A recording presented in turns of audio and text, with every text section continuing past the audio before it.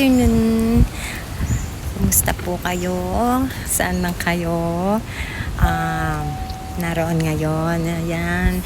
Andito po ako sa Shakshu while waiting my taxi. Ayan. Naisipan ko lang mag-picture. And a quick message lang po kasi baka dumating na yung taxi ko.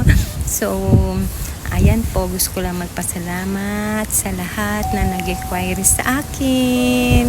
At salamat po sa tiwala.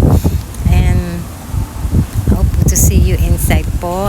At sa lahat po pa ng gusto o curious sa aming business, digital business, baka ito ang makatulong at matagal nyo nang hinihintay na breakthrough na makapag-solve sa ating possible extra income po na kahit na may trabaho ka at pwede mong gawin, hindi mo kailangan stop or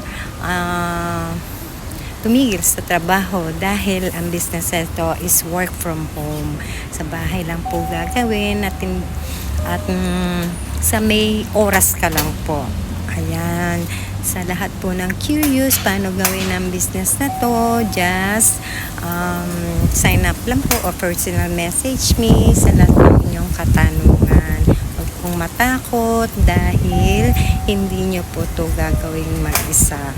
At by the way, ako nga po pala si Owen Nukum, the owner of this page, FB page. Nandito po ako, currently living in Japan po as a full-time caregiver. Ayan. So, kayo na po ang bahala kung paano po nyo i-improve ang sarili po or sa lahat ng nahihirapan na magtrabaho, hindi na kaya, di ba?